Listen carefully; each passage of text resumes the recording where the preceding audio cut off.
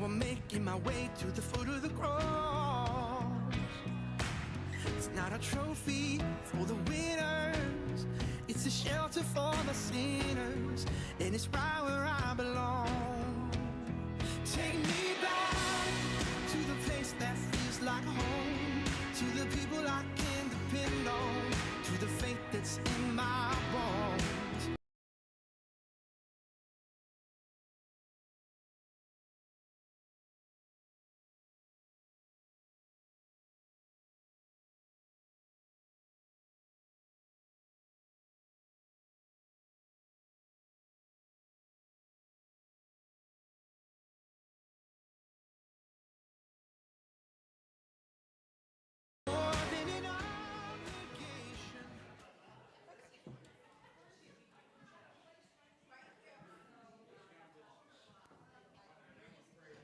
Hi, Jenny.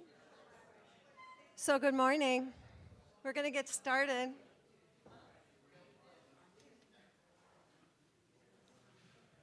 We're so glad that you could join us, and we welcome you to the Lunch and Learn today.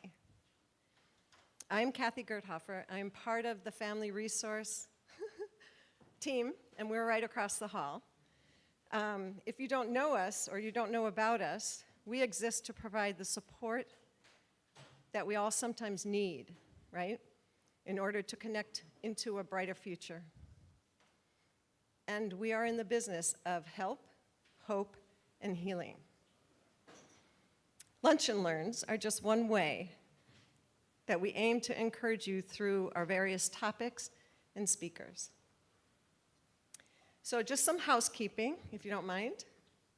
In your baskets, you have these little cards. These help us if you would fill them out and be honest and tell us what we might improve upon or if we're doing great. That helps us a lot. You also have these brochures that explain what we do across the hall on a daily basis. So take a look at that. One thing I do ask of you is, sorry, I took an antihistamine and my heart is just, one of the things that we do ask of you is during the Q&A, if you would we are live streaming and we are recording. So if you have a question for Todd, wait for me to come with the microphones because it doesn't pick up the sound in the room. And the people who are watching or listening later don't get to hear the question, okay? So today's speaker is no stranger to us. He's a professional counselor, author, speaker, and Todd owns his own counseling center in Edina. That's where you counsel individuals and couples. Do you do families? Yeah, and families, through their seasons of life. And today he joins us to equip us with practical ways to walk alongside those who may be in your life who are struggling with a mental health issue. And we warmly welcome you. We love it when you're here. Come on up.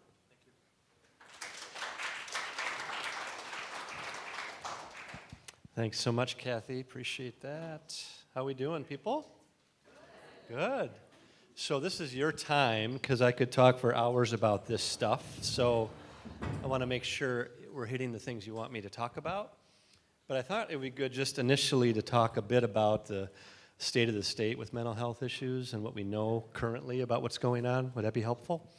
And then we'll go into some practical strategies of how we walk alongside folks. So if you find this helpful, we're still focusing on the fact that anxiety is the most common mental health issue in the world right now. Right now, about 28% lifetime prevalence. And when I say lifetime prevalence, that means at some point in the person's story, they will be vulnerable to having that type of condition. So right now, worldwide, about 28% with anxiety disorders. Next in line would be depressive disorders, which are about 22%. Although major depression is the single most common mental health issue we have in the world still. And so we realize that most of the time with depression, it's actually more episodic than it is pervasive. So we'll talk about that if you need to. Then probably next would be ADHD. And it's interesting, in my own exposure with ADHD, when it first came out long time ago, everybody's going to a seminar about it, and everybody thinks everybody's got it, right? You have all kids, oh, that kid's pretty active. Woo, they got it, right? Woo, so everybody's being diagnosed. And then I think we went the other way almost too far. And now I wish I had $1 for every time I had a person in my office who is maybe 53 or something, or 45 or something, and one of their kiddos is going through the school system, and we really realize that they do have ADHD. And oh, by the way, it's very neurodevelopmental, and by the way, very genetic. And by the way, that person who is an adult is saying, like, I think I've just learned how to regulate and try to manage it in my life. Does that make sense? So right now it's about 8 to 9% of children, 4 to 5% of adults. And sometimes I'm asked, well, what happened to the other 50% of people, or what happened there? And I think two things. One is some people, as we catch mental health issues earlier, sometimes they're able to regulate it, manage it. They still have the condition, but if you will, they don't meet the criteria because there isn't impairment going on in their life as much because they're actually learning how to regulate the ADHD issues they have. Does that make sense? So I still think we underdiagnose it in females, and we still have a propensity to overdiagnose it in males. Just FYI on that. Then we'll probably be more in, believe it or not, narcissism isn't like 80% of people. I think I've talked about that last time, where everybody's diagnosing everybody now with narcissism. And all the time, all the time, okay? And so narcissism and borderline personality disorder are both at about 6% lifetime prevalence. So those are pretty common, but actually the most common personality disorder, believe it or not, is at 7%, and that is obsessive-compulsive personality disorder. How many of you have heard of obsessive-compulsive personality disorder? Okay, so usually we know about obsessive-compulsive disorder, but obsessive-compulsive personality disorder isn't really OCD on steroids. It's more people that have a really strong propensity for perfection, orderliness, and rigidity. That's the cocktail mix. And it's really tough to manage that because there's lots of dysregulation that happens initially under stress, and they have a really hard time not taking that out on the people they're close to. And so sometimes they're confused as being narcissists, whereas actually they might have a narcissistic trait when they're dysregulated under stress, and their need to be right, their need to be rigid will override anybody else's view. But they're not a narcissist. Does that make sense? They have a trait due to their dysregulation of what they're battling. And then we have, what have I missed? Bipolar disorder is about 4% lifetime prevalence. We've separated out bipolar into bipolar 1 and bipolar 2. Bipolar disorder 1 are people that have a propensity for manic episodes, then occasionally will have a depressive episode. Bipolar 2 are people that have really long, difficult, crippling depressive disorder, just, depressive times that are severe, chronically suicidal, just lots of catatonic, kind of not moving emotionally, can be in their bed for months sometimes. It's crippling depression. And on the other side, they may have what we call hypomania. Not as destructive, but very can be kind of ragey and anxious and difficult, and they kind of run hot when they're in that episodic part of bipolar. And then less common, believe it or not, is OCD. OCD is about 3% lifetime prevalence. So a lot of times you'll hear people say, oh, I'm kind of OCD. And well, maybe, but it's pretty significant, and we can talk about that disorder if you want at some point today, if you need to. And then schizophrenia is about 1% of the population, a very severe and crippling disorder that oftentimes leads to families not knowing what to do, and sometimes can lead to homelessness and other issues like that. So I think I've covered most of them. That's kind of the landscape of mental health. But all that being said, mental health is a very common issue that we battle in our world today, right? And I'm always asked, is it more common? Oh, I should also say autism. The latest research on autism says about 1 in 38 people. So that's, my high school math says it's about 3%. I could be getting that wrong, but yeah. So that's more common than we thought it was, right? And we're understanding more about autistic tendencies, right? We see that human for the battle, the struggle, and what's happening there. We see it more. We're regulating it more. We're walking alongside better. So that's a little bit of the landscape. Where we go next here, I think, I was thinking about this and just wanting to know what's best for our time. Everything I want to say here today is on a continuum, right? We may be dealing with a really like we had a situation in our home where after our third child was born, we have 3 daughters, and after our youngest was born, about 9, 10 months after that, my wife just was crying profusely. She was dreaming a lot in ways that weren't normal for her. And she said, I just don't know what's wrong. I have no idea what's wrong. And, without being a clinician, I said, well, let's talk to your doctor about it, hon. This is what I think, but I don't know. And so we found out she had depression postpartum, and there's family history of depression a little bit that maybe wasn't treated or whatever, but so she has that, and she still battles that issue. And so how do I walk alongside her in that? And then I personally have, I think, untreated ADHD, and my children would say, praise God, yes, you do, Dad, thank you for sharing. Like, you've always been kind of a lot, right? Like, hey, how are you doing? Good, okay, great. Now, how are you? Good, great. And then I'm talking to you, and somebody else comes up, hey, how are you doing? Like, just like, whoo, right? So we're all in this together, right? And I think especially it's important to know not everybody has to have a mental health issue, but if we do, how do we just see it and not wear it? How do we understand it? And how do we walk alongside people that battle it? Now, that being said, I think the most difficult situations are people where, because usually the more severe the disorder is, the more likely it is the person doesn't think they have it. Ooh, ouch, right? That's where it gets really hard as a family member, right? How do we walk alongside that? So I can give you some nice, hey, here's what you do, but wait a minute, Todd, what if they don't even acknowledge they have it? Now, what if I'm wrong? Like, I grew up in my own trauma, so I think everybody's got it.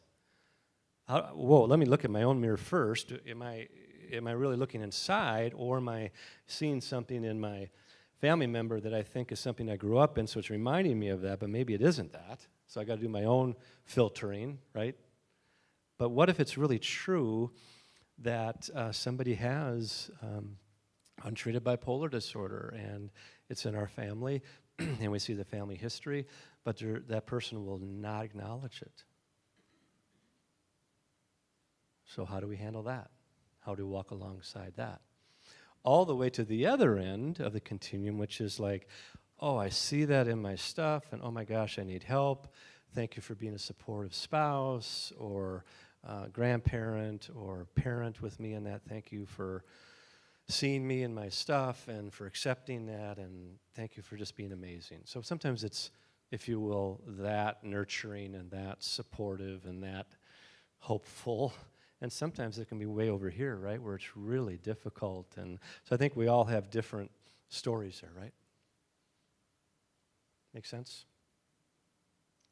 So I do think, though, a couple of things to remember is how do we as caregivers, or people that are trying to, are walking alongside a friend or a family member that has this, how do we give care versus caretake?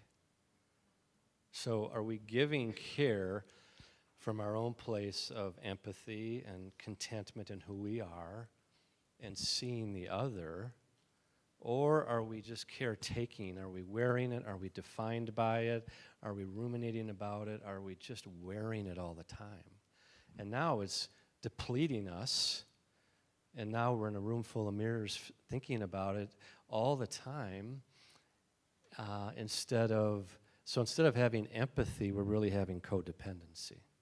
Make sense? So always be asking myself, take your temperature every day if you can, and say, do I get to give care, or do I feel like I'm caretaking? Do I get to walk alongside this person in their struggle? And a lot of mental health issues are more episodic, like I mentioned. So there are some days, especially, think about that too, like I've had a lot of cases, folks, where one person has depression. It's a couple, let's say. And the other person, and let's say the person who has depression is naturally, let's say she or he is more introverted, okay? And they have depression. And depression is low energy, lack of interest in activities, excessive guilt, feelings of hopelessness, overeating, undereating, oversleeping, undersleeping, those kinds of things. And you're the extroverted partner, spouse, who is like, well, in this case, he did some things the other day, And so why is he down there now? What's wrong with him or her? Why isn't she coming out? Yesterday they were fine. And it feels like they're kind of doing this to hurt me. Right? Does that make sense? Like we start to wear it. We start to feel like they're doing something to us. Now, once in a great while, that may be true. But sometimes it may be just, like we wouldn't say that if they had dementia, right? We wouldn't say that if they had chronic back pain. We go, yeah, their back pain's kind of, it's kind of loud today, so I get it. But I think it's just easier to be judgy on that versus seeing the illness or the mental health concern for what it is.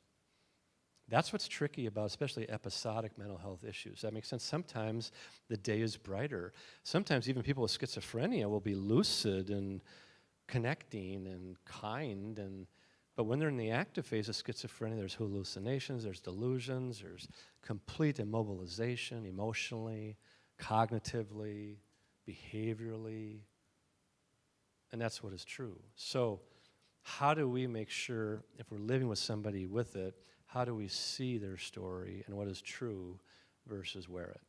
How do we have empathy for versus codependency on?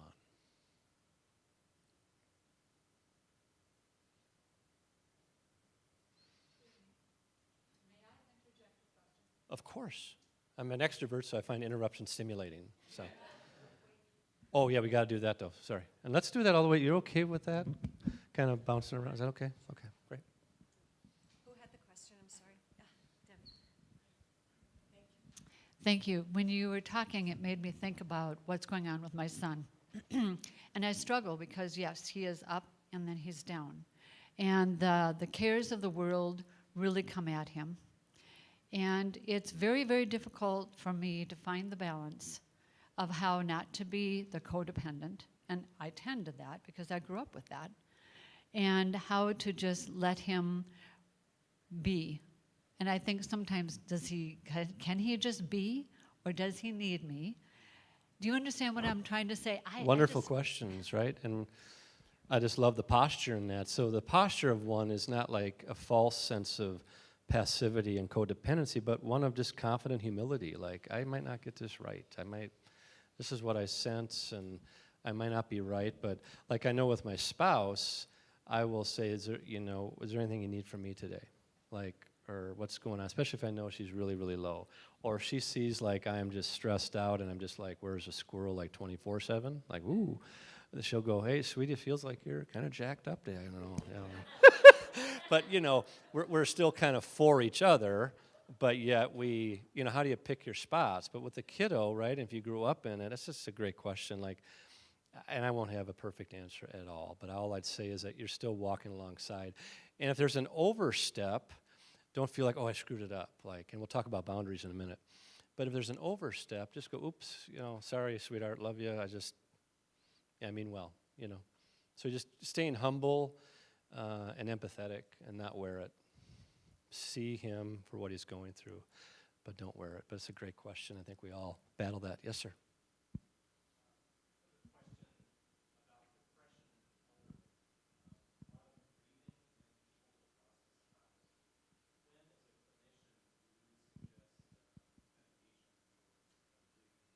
So the question was depression in the elderly, somebody who lost a spouse.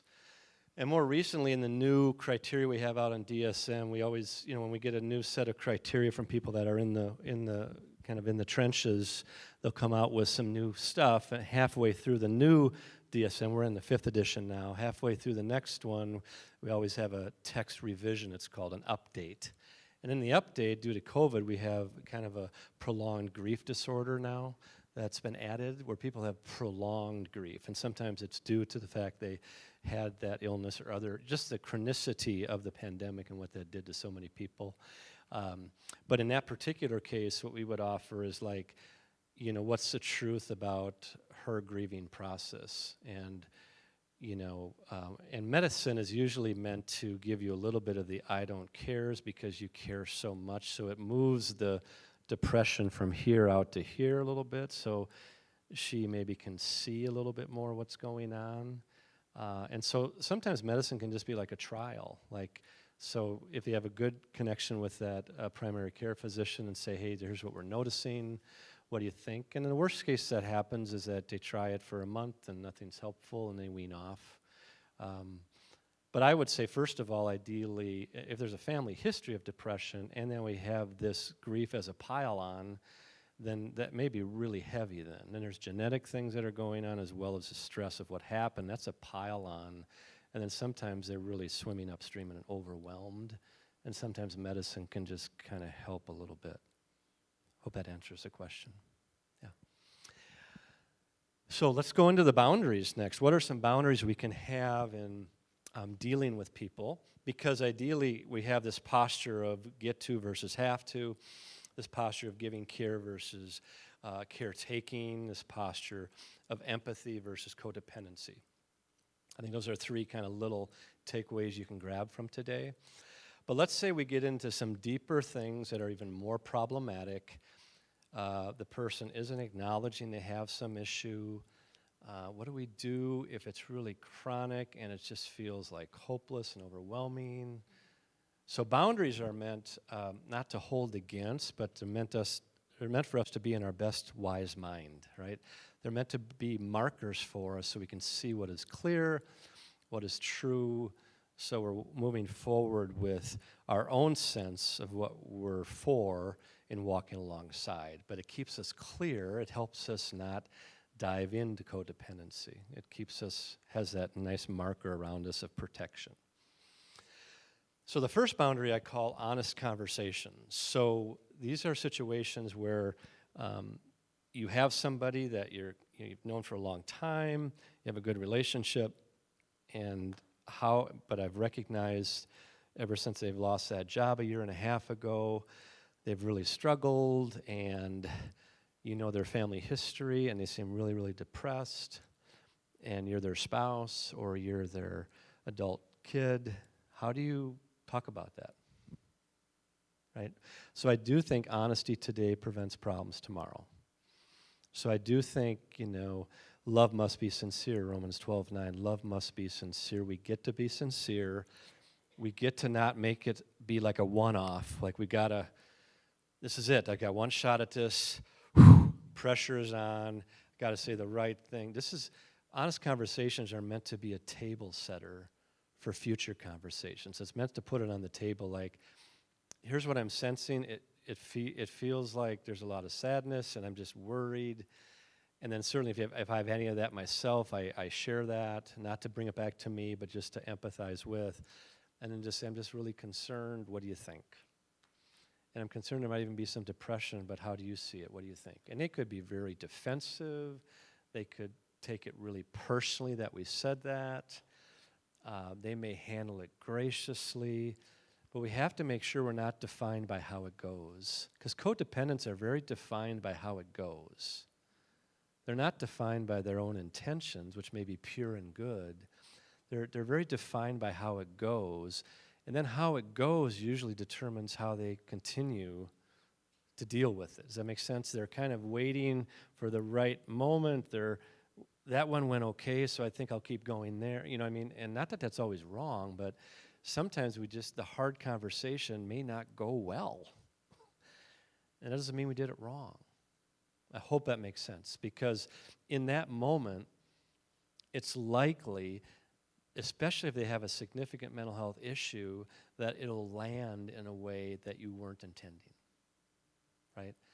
And so the best you can do is preamble it in a way that's soft start, invitation, not an interrogation, a volley versus a lecture, right?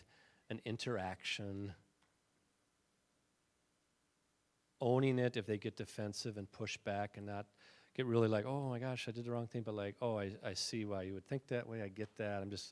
Then do what you can to clarify your intention, not to be right, but just to clarify your intentions are pure and good and you're for them, you love them.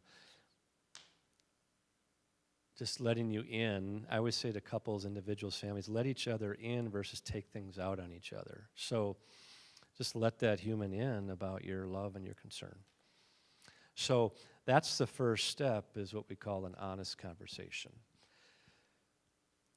And then that's kind of in your back pocket for future reference, too, in case this happens again, and in case they are still in that place of denial, not wanting to get help, not thinking they have the issue, very attacking back, right? And remember, the more severe the condition, the more likely they are to think they don't have it. Now, you especially see that in the serious mental illnesses like bipolar disorder and schizophrenia, right? So I've had some experience working with people that have schizophrenia, but working with family members. And the other thing I want to say with that is, like, if you have those kind of situations like bipolarity and schizophrenia that you're living in, it's always high warmth, low criticism. High warmth, low criticism. High warmth, low criticism. High warmth, low criticism.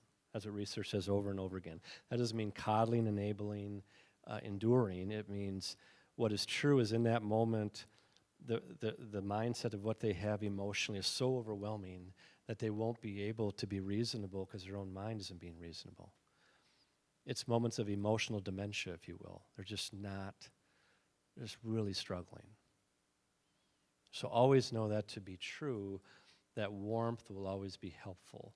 And warmth doesn't mean like writing checks or any, once in a while it might mean that, but more often than not it doesn't mean that, right? It doesn't mean it's financially supporting in a way that's beyond what we already agreed to. So I'm not talking about boundaries that cross and become enabling or coddling, but more, boy, we're going to stay warm and we're going to stay less critical, because usually the opposite of what happens, because what happens in family dynamics, especially with those illnesses, is that expressive stuff kind of lights up the genetic markers, like emotional kind of dysregulation from our own place of pain and grief and hurt kind of light up, their brain structure, and now it's now for sure in that moment, neither one of us have the capacity to be anything for the other, right? So know that we're coming in as best as we can to stay regulated, stay high in warmth, all the Beatitudes we're getting on there as best as we can. Yes?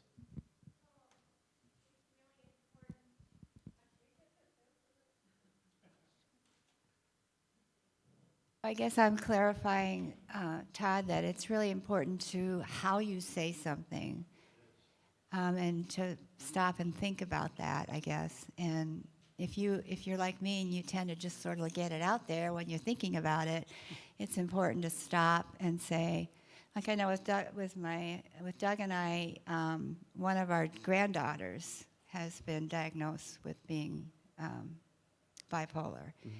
And so if she's at our house and she's a teenager and she carries food through the house, eating it as she goes, and et cetera, or she's in the bathroom and putting on makeup and gets black all over the tile floor, rather than running up and going, "What on earth are you doing?" It's just, Doug had the sense of mind to say, the next time we're with her, just pull her aside and just say, "I noticed that when you put on makeup, do you think maybe we could get a towel out for you, et cetera, et cetera." I'm like, that makes so much sense, because I like what you said about the warm versus, what did you say? Yeah, high criticism. Thank you. High warmth, low criticism. Thank you. That. So well said, Marcy. Thank you. Yeah, those moments. And if you're anything like me with those moments, or anybody else, it's kind of like, one of the things we notice in our field a lot now is the power of like spending time like in prayer ahead of time, visualizing how we want it to go. Like really visualizing that with God's grace, God's mercy, with the Holy Spirit being our wise counselor, our spirit of truth, our advocate. Just what do we see there, so we know that when we're about ready to have the conversation, we're in our best place, because we get to be, right? Because otherwise, in the moment, like you said so beautifully, Marcy, I'm just as vulnerable as the other person to just kind of like create a storm there. Now, somebody might say, "Hey, you got to, don't coddle that person. Look what they're doing." And, so it's each situation's so different, but what you're getting to is we want to be in our best space, and we want to know, like, we're going to do our best to have an invitation and bring it up. And we always want to invite the other person into it. Here's our take on this. What do you think? Or how do you see that? And most of the time, when it's done regulatory, it will be received regulatory, but if it isn't, doesn't mean we did it wrong. It just means we've started the conversation again, right?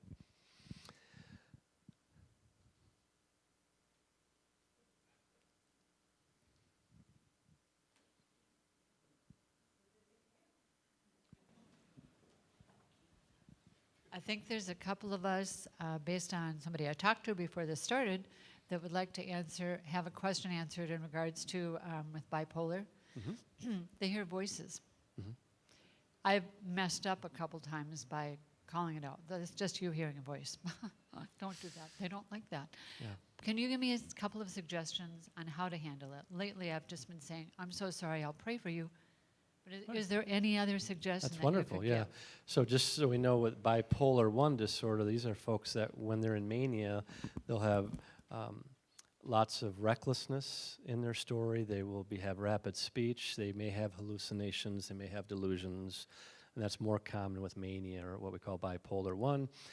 And that's why in some cases of bipolar 1, we also have what's a comorbid condition of something on the schizophrenic spectrum. Doesn't mean everybody with bipolar 1 is schizophrenic spectrum. It just means sometimes they are co-occurring or comorbid conditions. So yes, in those moments, I think you just said it perfectly, like you're validating that they're feeling, because people will say, well, now you're enabling their process of what they're believing that isn't true. And really you're not. You're just, because what's happening is actually the opposite, but just validating that. Always remember with those severe mental illnesses, the key is always stress reduction, right? When we reduce stress with whatever we can do, it gives the best chance for the genetic markers to be a little quieter. It gives them the best chance to get to a place of regulation at some point. When we just listen, like James 1:19 says what? Quick to have the answer, be quick to anger. Oh, I guess no, sorry, my bad. What it says, quick to what? Listen, slow to anger, slow to speak. So it doesn't mean we don't speak, doesn't mean we don't say anything. It just means we're quick to listen. Even if we're listening to stuff that we don't believe is healthy or truthful. In other words, because the alternative is worse. The alternative is, well, I don't believe what you're saying, and I know it's not true. It's like, well, okay, great. And they'll go, oh, you're right. Now I don't have bipolar anymore. Thank you. I'm freed, right? So just walk yourself through, and remember with the serious mental illnesses, you're not really coddling, right? This is different than a 14-year-old that's just being a pill, right? Right? So it's different. And that's what we have to remember. And again, if we can get our arms around, like, mental health issues are like physical health issues. You wouldn't have that person that had a broken knee to say, you can walk, get over yourself, right? Right? You just wouldn't, right? But I think it's trickier. I think it's trickier because we see, well, they walked yesterday, or actually I think I'm just being manipulated by all this, right? In fact, I think I'm even being exploited. Well, maybe once in a while we are. The 6th symptom of narcissistic personality disorder is they can be interpersonally exploitive. But remember, if somebody has a mild condition, a mild trait, they're not waking up going, I think I'm going to exploit these 3 people today, and here's the 5 ways I'm going to do it. They're not premeditated. Okay, but when we give power to that, this is what they're doing to me. Whenever you and I do that first, then mistrust becomes king and queen in our life, and we're looking to say, gotcha. We're looking to be right versus like, I don't know, this is how it feels. But the truth is they have a crippling condition, and they might be exploiting, but I don't think so. Whereas if the truth is they have a real serious, like, narcissistic personality disorder that is severe, they're likely also have what's called antisocial personality disorder, which is low, pro-limited social emotions, like not much gratitude, not much empathy, lack of consciousness. Lawlessness is kind of loud. So in those really, really severe cases, yes, there's more intentionality in the exploitation and the manipulation. There's more premeditated stuff. Does that make sense? But for most of what we're dealing with, that's not the case. And I would just offer in general, you and I all want to get our own way, right? Doesn't mean every time this person's trying to get their own way, they're manipulating us. Especially if they have that kind of serious of a condition. But it's hard to discern that, right, sometimes? But I'm just asking us to err on the side of stress reduction, not enabling, but stress reduction, because that gives them the best chance to be more in their wise mind. And I know some of what I'm saying will feel counterintuitive, and I totally get if you don't agree with some of it. But I'm just trying to remember, we're in the long game here, and the hope is that the mental health issue gets quieter. We're hopeful of that. So once a month I do these faith radio things. KTIS's talk station, and I'm just on with Bill Arnold, and I do different topics, and we kind of figure it out as we go. But one time I had my wife with, and he said, why don't you guys come in together? And so we did a Loving Through Mental Health. So it's one of the podcasts on there. And check that one out, because you'll hear the story of because what she said in that podcast is so good, and that is most people that have a mental health condition don't want to feel like a project, right? And a lot of times what happens for the caregivers, they feel like they're the project manager, right? Versus maintaining their role as a grandpa or maintaining their role, right? Because actually what happens if they have, a degenerative back issue, we're not really operating as much the same way, are we? They're seeing they're doing PT and trying to rule out surgery, and their primary doc is saying this, and and so we're kind of more in that role of mom, or does that make sense? But when we sometimes we think mental health stuff is something that if we do our part perfect, then they'll get it back, and they won't have that anymore. So some of it's our own grief, right? Some of it's our own battle of just grieving what's happening, and sometimes in our grief we bargain and we want to overcompensate and kind of overmanage. And so it doesn't mean we just are in a free-for-all. It just means please be careful not to put so much pressure on ourselves to feel like we got to do this perfect, or we got to kind of manage the situation a lot. So we have to have honest boundaries. That's the first one.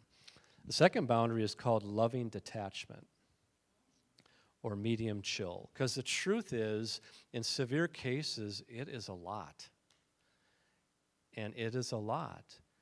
And we need times of our own refreshment. We need to make sure that if the truth is, they're in a group home facility and they've been verbally really harassing when we go and visit twice a week, and it's really loud, and we talked to the care manager about it, and it's saying, the care manager saying, I think just your presence is doing that. It's not a you issue, that's them, and they're really in their active phase, and let's try this approach. And so the truth is, next time when I go, I'll do my best, but I'm not going to go home and wear it. I'm just going to go home and go, I'm glad they're getting good help. I'm really sad, but I'm going to stay a little bit more detached, not because I'm against that person, but I'm kind of saying, God, you do what I can, kind of. You take this, not as a deferring, and I don't have to do anything, but just like a release, right? And in that spirit, sorry? Yeah, exactly. Yeah, just kind of a way to self-protect, right? And not because we're against, but because it's draining. And so that's why when I'm giving care, it's a little different than caretaking and taking it on and being defined by how it goes. So in the spirit of loving detachment and medium chill, we also might have in situations where we just see them, for less time, if you will. So we're a grandparent and we're seeing them and we want to see them, but we notice that after a couple hours it just gets to be really hard, and it's kind of a pattern we've noticed. So maybe we just have shorter stints, and we're for them, we have gracious time, and it's generally fairly interactive and okay, and then we have to go on to the next thing. We're not trying to dismiss them from our story. We're just a way of regulating and not being a little bit more detached. And that really helps us, I think, stay in more of a healthy place ourselves. So sometimes we need that as more of a loving detachment, or what I call medium chill. It's kind of like, it's hard, but we're more detached. Not against, not because we don't care. Todd, can you speak into what that looks like in a marriage? That detachment? Wow, let's go, right? Yeah, okay. Yeah, so, right, so... Wow. Yeah, topic number 2, let's do this. Yeah, so, great question. I think it's similar, like, we have an honest conversation with our spouse when something didn't go well, and we're going to figure it all out now. I'm just volleying, I'm letting you in about where I'm going and what this felt like yesterday, or this pattern I'm seeing. This is what I'm seeing, what do you see, or how do you see it? What's going on? And if the truth is we've had honest conversations and are with somebody that is maybe starting to get in those areas of unacceptables, right? There's a level of abuse going on, there's a level of addiction going on, or there's any level of adultery going on, then we go into that second boundary of loving detachment where I'm respectful and cordial, I'm not close until we get help, right? I'm not going to wear it, I'm not going to take it on, we're creating some distance, and I'll go to the third boundary real quick. The third boundary is actual separation. Now, I'm not a fan of people joining the estrangement club. Okay, I'm really not a fan of that. I know it happens. And I'm not being judgy on people that have gotten into that, and I get it and I see it.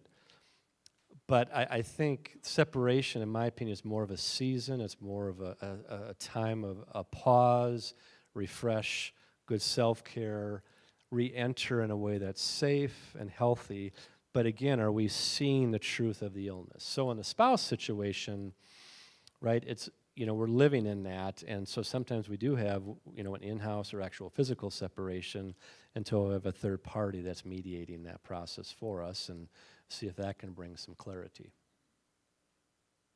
Is that okay? Okay.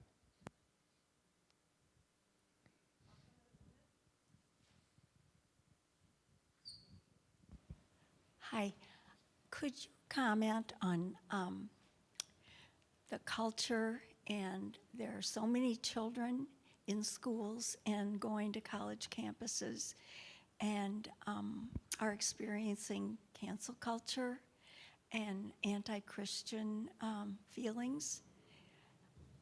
It's a mean culture out there in many ways, and I think I've read such a high percentage of children now who are experiencing depression.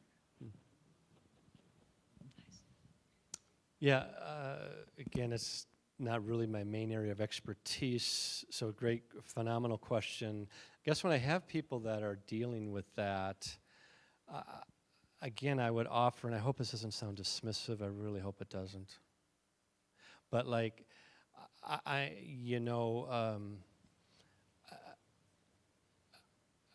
think if we have a child that's going through that, or an adolescent that we know is going through that, we see them in it, we walk alongside them in it, we support them in what they're feeling. We tell them, I haven't canceled you, I think you're amazing. I love you, you're amazing. What's that like going through that? So I'm for us having a kind of listening posture to that person, like I'm sure you probably do beautifully, and hearing what they're going through.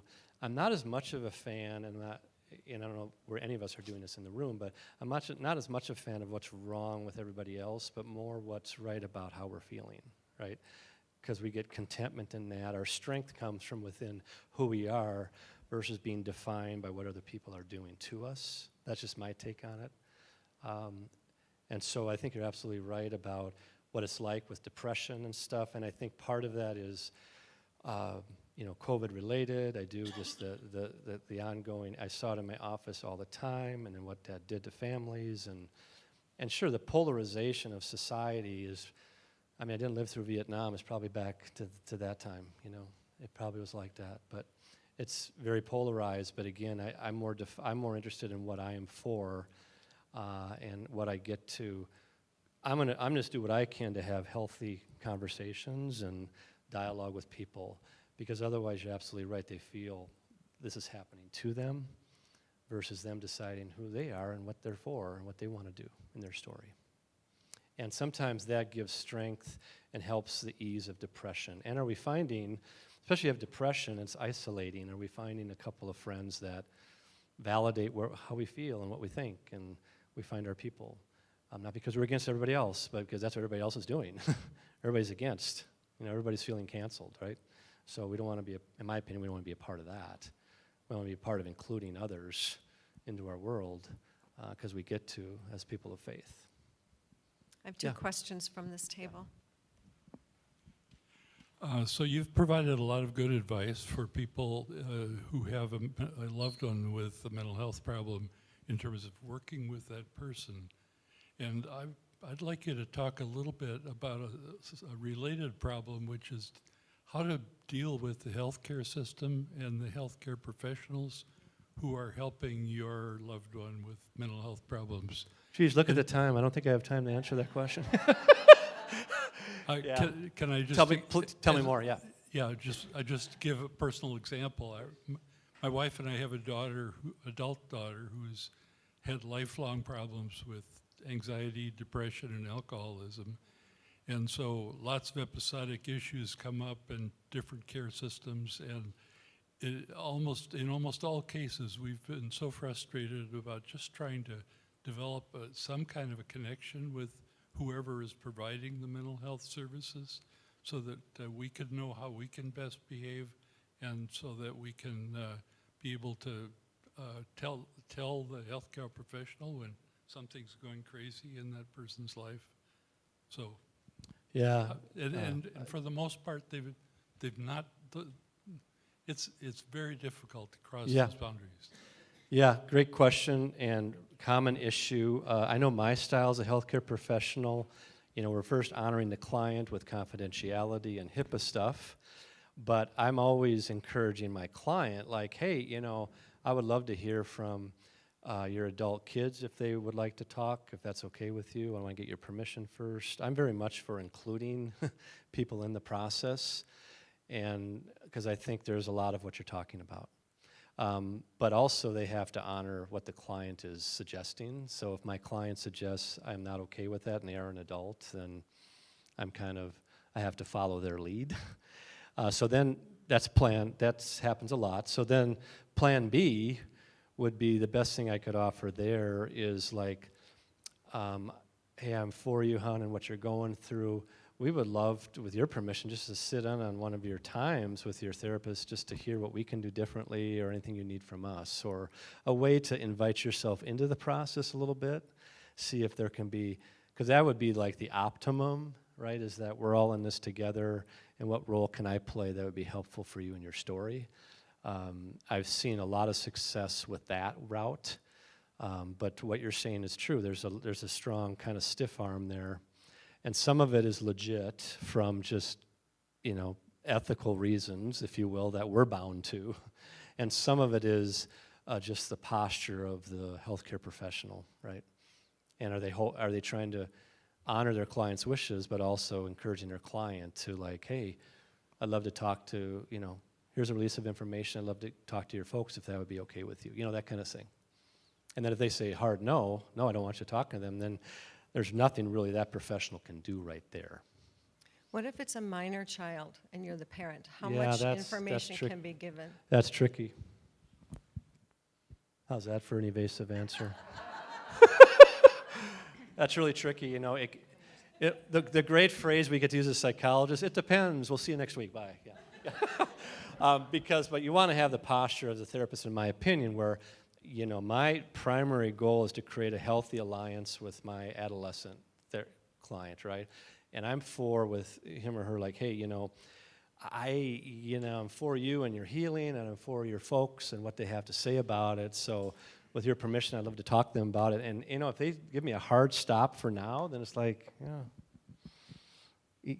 it won't help the alliance. Does that make sense? I've got to develop that alliance with that client first. That really matters. And yet I want to stay open to what other people, the people that love him or her are saying. And so how's that for a nice nebulous thing? But parents have the right to know, and especially, minors for sure. So I try to, especially with minors, I try to keep an open dialogue and know that, but I'm also trying to say, I hope that doesn't shut down what they want to be able to tell me so I can really do the deeper work. And therein kind of lies the rub. And it kind of depends based on the situation, right?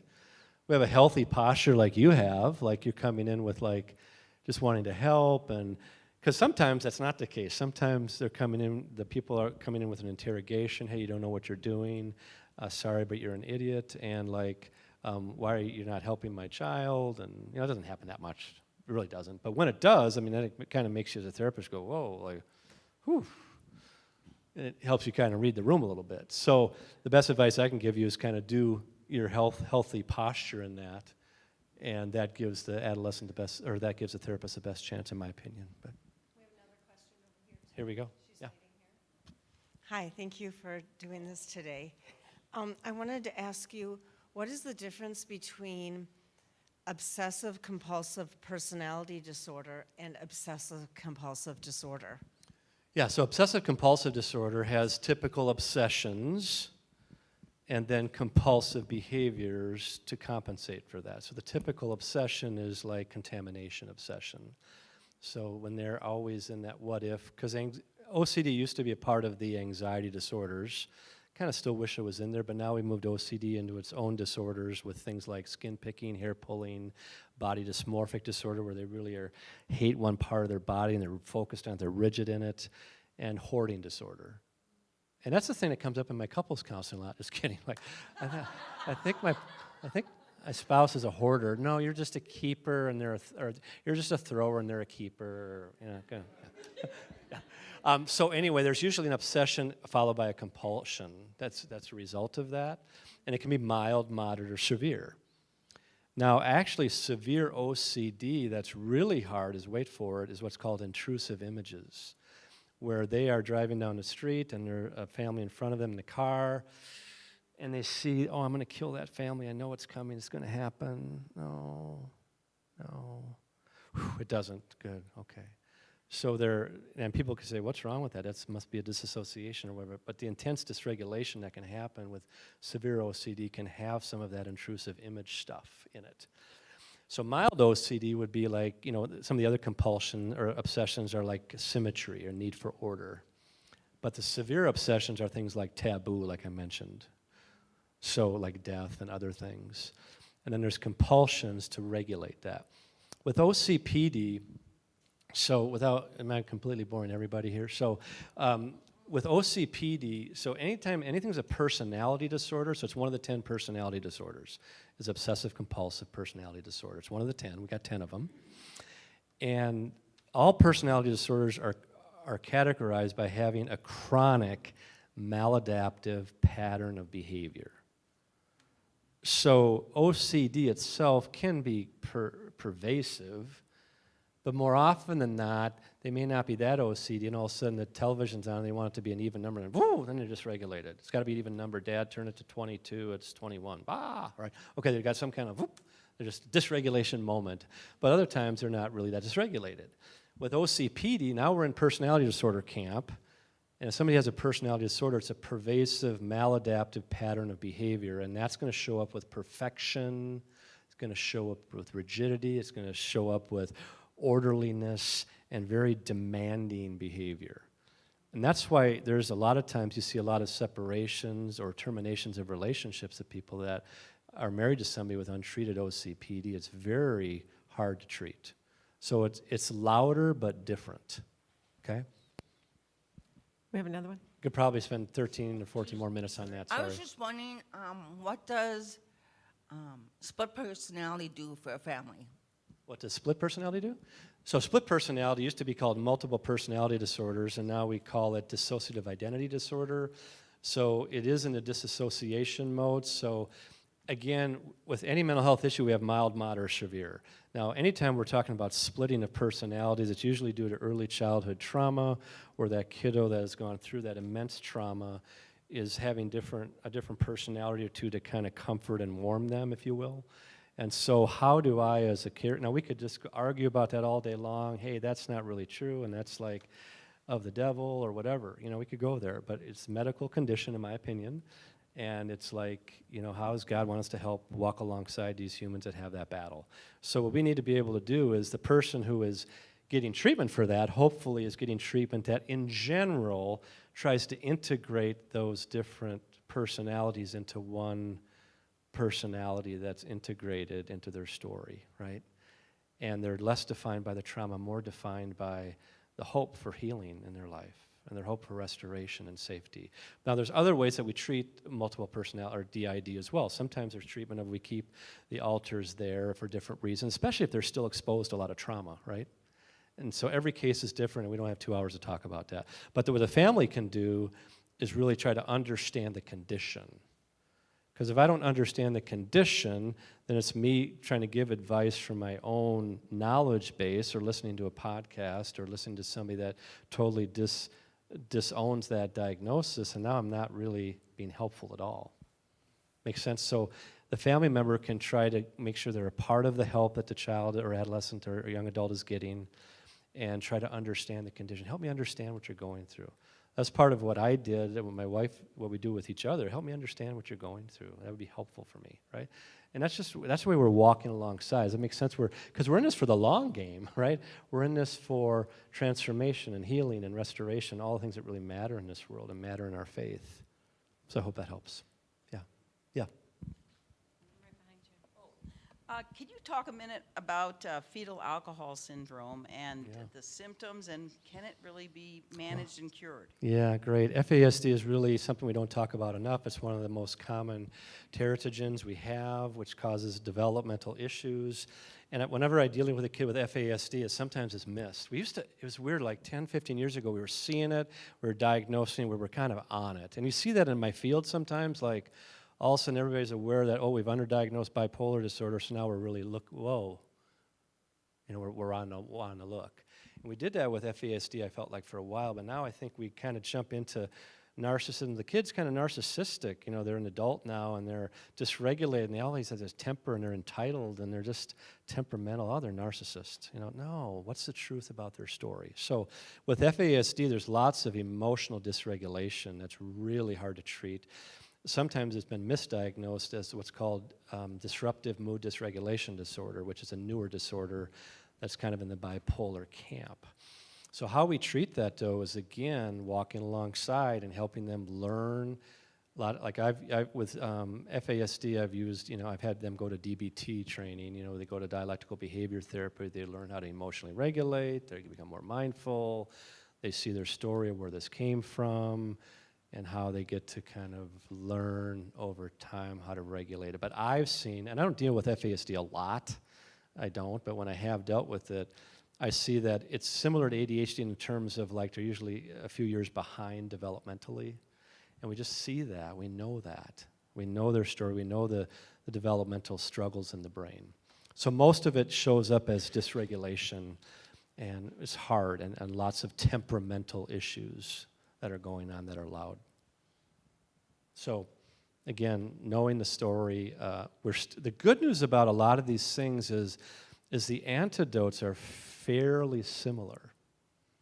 And that's why we see a lot of navigation now into this third wave of therapies, like this dialectical behavior therapy, which encompasses a lot of different kinds of therapy. Behavior, hey, let's get to the behavior and change the behavior. Some people are like that. Hey, let's get to understand the way you think. Hey, let's get to understand how you can slow the game down. Like any of you athletes in the room, you play better when the game is slowed down, right? And that's what we're trying to do, because most of the time with most of these mental health issues we're talking about is the game is going too fast in that moment. There's too much dysregulation of the OCD, and they realize, like, actually the TV sounds, it's actually okay on 21 versus 22. Oh, that's what is true. Oh, there it goes again. Oh, wait a minute, this is what is true, right? So a lot of the good news is a lot of the antidotes we use in my field are about slowing things down and increasing mindfulness. And as people of faith, we can really resonate with that, right? Be still and know, right? And so how are we slowing down and knowing what is true? I know that's ran out of time. Yeah, we're just about out of time. And one of the ways you can slow down and just kind of go just, a little slower is to join us next week.